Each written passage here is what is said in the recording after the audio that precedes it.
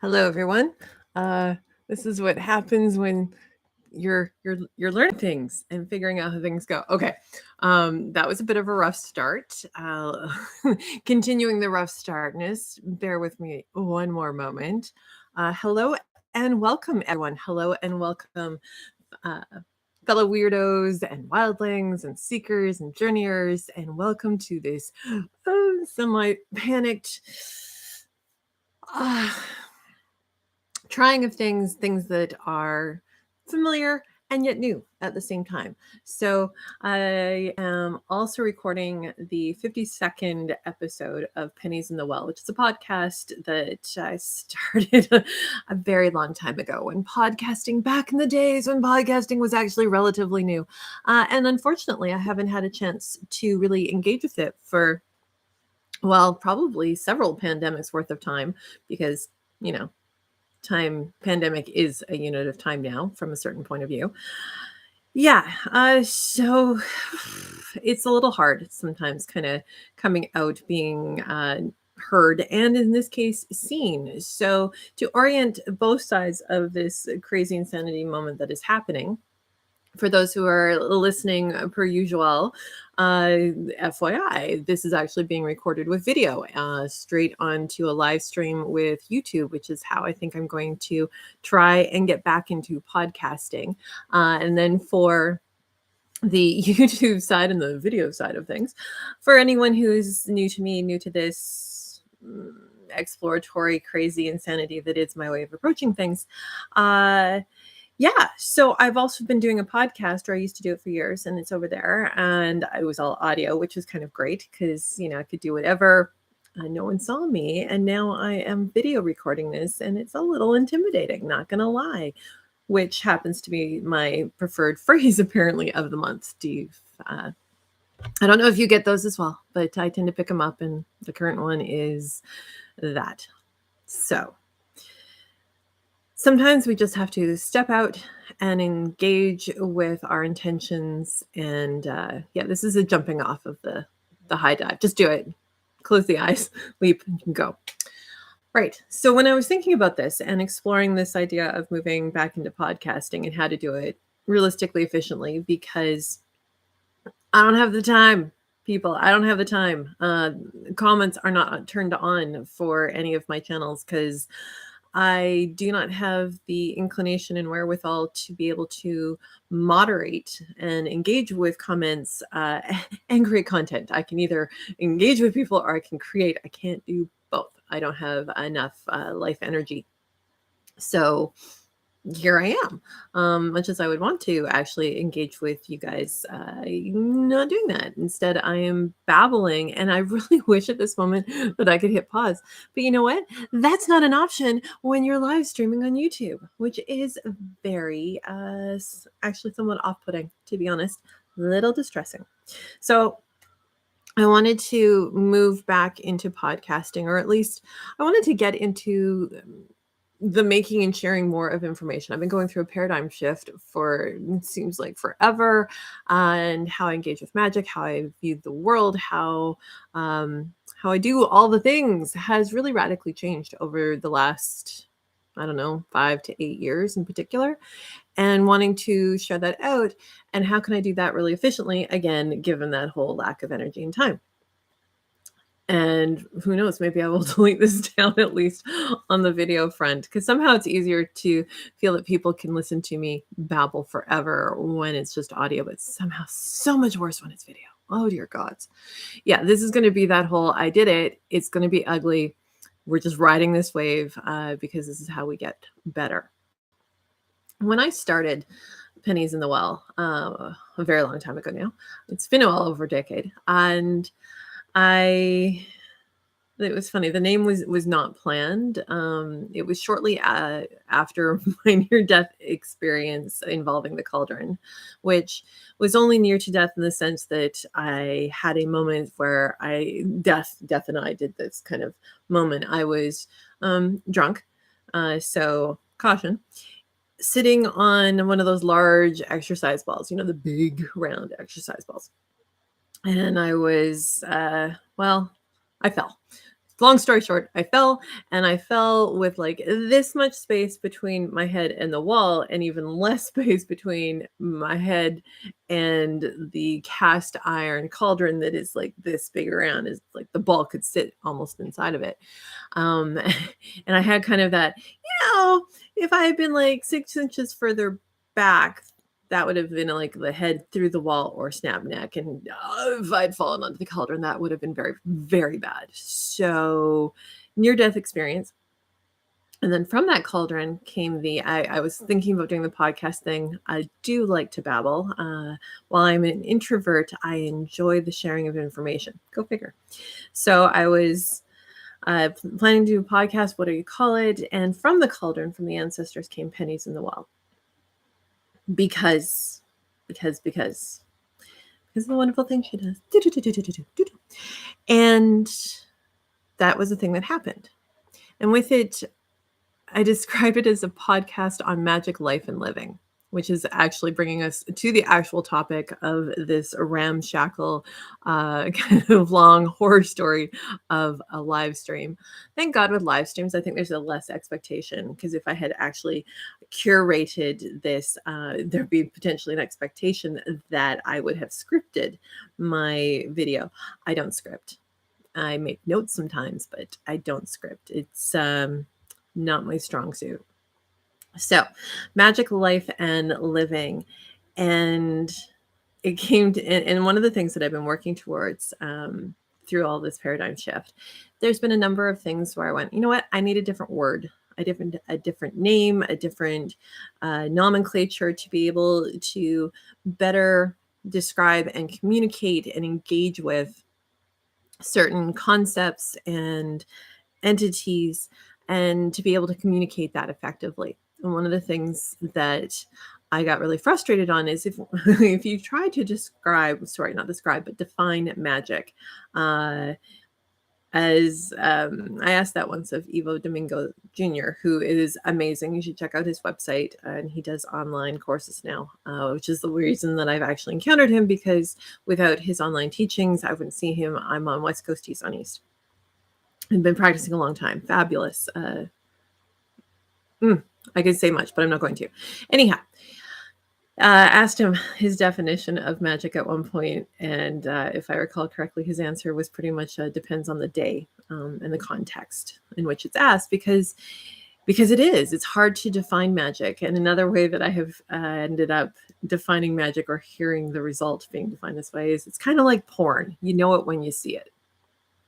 And there's the classic Crowley definition of magic is the art and science of creating change and conformity with will, which says things, but doesn't quite seem to capture it. And, you can look at magic from that changing lens, right? Like what feels like magic? Well, magic is things that make us, when something is magical, it is not typically a run-of-the-mill thing. Someone has changed the conditions of the test. They have changed the natural world, the physical world, the mundane world, in alignment with their will, and done something that would not have happened like that had the natural world run its course. So that is usually how it's seen, right? I mean, we're talking movie magic in the sense of, they make it the theatrical component, but it is still that, magical change. It's a miracle. It's something that, like I said, would not have happened on its own. So magic in that sense. But then there's also magic that there are moments in life that are inherently magical. For example, I'm thinking in particular, just because it was the most magical morning I have ever encountered. I was staying, it was a group event. It was hella fun, and I was sleeping in a hammock on the edge of a lake. Sorry. Whew. Live streaming, you also get stuck with allergy stuff. So I was sleeping in a hammock right on the side of the lake. It was glorious. And I was up with the dawn, and as I was sitting on this rock, perched, big, like a couple people's worth of height size rock, like massive rock. And the sun was like, I was watching the entirety of the sunrise, and there was this sleepy little bird that, I mean, sounded like a grumpy old man because he woke up and it was just like these like, I can't chirp like he did, but it was this like grumpy little chirps as he like came out of whatever little bush he was at.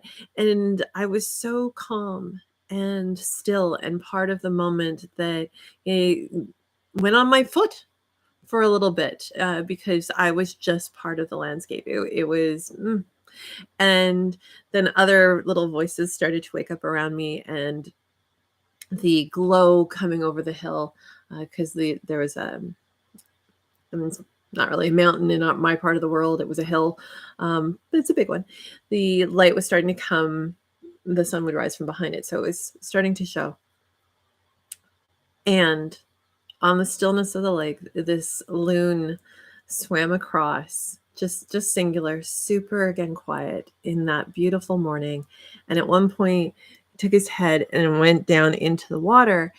And because of the curvature of his head going into the water, and then the reflection in the water, it made this perfect heart shape outline, with his neck in the water and around. And it was beautiful, and it was heart touching and magical. It was a truly magical moment. There was nothing happening in that moment that wasn't of the natural flow of things, though. So that first idea of magic was not represented in that second idea of magic. So, how do you do a definition that captures both? I honestly don't know. Defining magic is not the goal of this episode or this podcast or this video cast or whatever the heck is going on here. So there's that. And then we also talk a lot in magical spaces about working with energy work. We got to work on our ability to work with energy, and we use energy in our spell casting, our circle casting, and all of the ways in which we do magic. We involve energy. Well, is energy part of magic? Is that a natural, like, is that a requirement of it? Where does energy fit into it? So all of these things rambling around in my head as they do. I was going to joke, not a lot going on up there, and so big space to rattle around in. But the fact is, there's so much stuff going on in my head all the time. It's you don't want to live in here. Trust me, you do not want to be inside my head. And I came to a place of going, okay, what if instead of trying to define magic as encapsulating all of these things that we engage with when we're working magic, what if instead I just take a word and kind of take those things and include it, broaden it, make an umbrella term, as it were. And if you're going to make an umbrella term that kind of captures energy work, what really what I was trying to find at the start of it was a different word for energy work, because energy work is not, it's not a nice phrase. It's not a magical phrase. It's not a phrase that makes you go, "Ooh, yeah." I mean, it's very practical. It's very descriptive in that sense, very clear that it is what it is, but it's not fun. It's not sexy. So, wanted a phrase. Well, what would work? So I went with Arcanum, mostly because I usually end up defaulting back to Latin, sad truth. But you know what? I am a white girl of European descent, so it's a little too, unfortunately, in my nature. Plus, you look at Wicca, witchcraft, paganism, it is all, in a sense, of European descent. I'm not going to get into whether or not indigenous practices in North America go under the pagan umbrella. As far as I'm concerned, that's not up to me to decide. I do not make those judgments, because the people who should are the indigenous people who are practicing, whether they should feel that it should be connected with it or not. So parking that, not excluding, not including, going is not my decision to make. Righto. So coming from a Western magical tradition means Latin is a pretty big component of what we do. That's part of our inherent ancestral nature of our pagan and magical practices. So Arcanum it was. Now with Arcanum, energy work, yes, but also magic also. So it became this umbrella term for me that was about energy work. It's about magic and about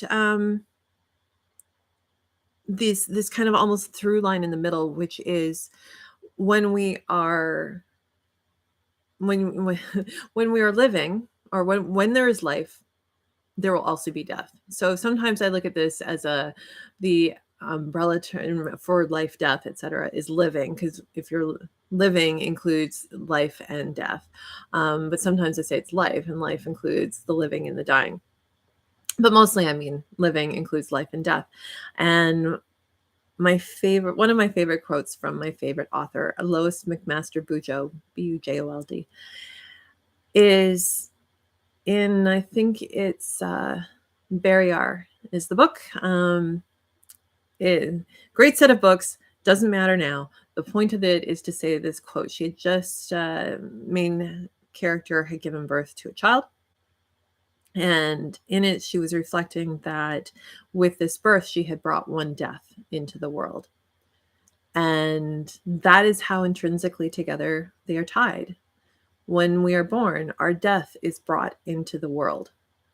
Honestly, it is a great, not just great quote, but a great concept to take a little time with, to sit with. And I'm kind of tempted to go, pause me now, people. Pause me now. Go sit with that for 5-10 minutes, then come back.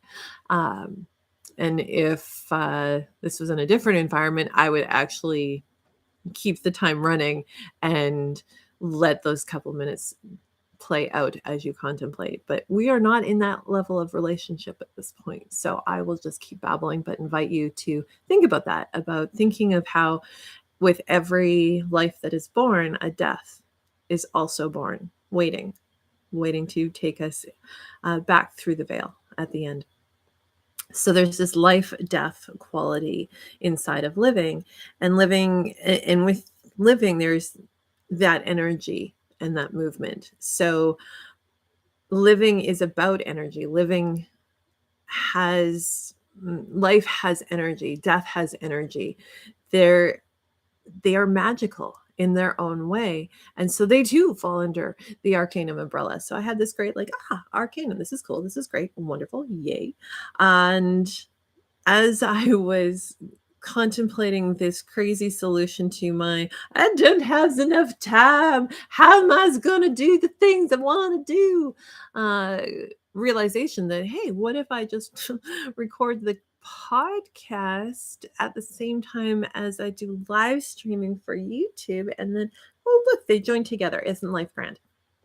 And thereby I can actually engage with the things at the same time. And that led me back to the thinking about podcast, and the fact that the tagline that I made ever so long ago for it was a podcast on magic, life, and living, which is Arcanum, the three parts that make up Arcanum. And it was just this moment of full circle. I have come back around to exactly where I started from. Yeah. And with that, I think I'm actually going to wrap this up. Keep this, not too long. For those who are used to the podcasting, the audio podcasting part of me, I will normally ramble upwards of 3/4 of an hour to an hour, if not longer. I have the skills, but I am a little rusty at it.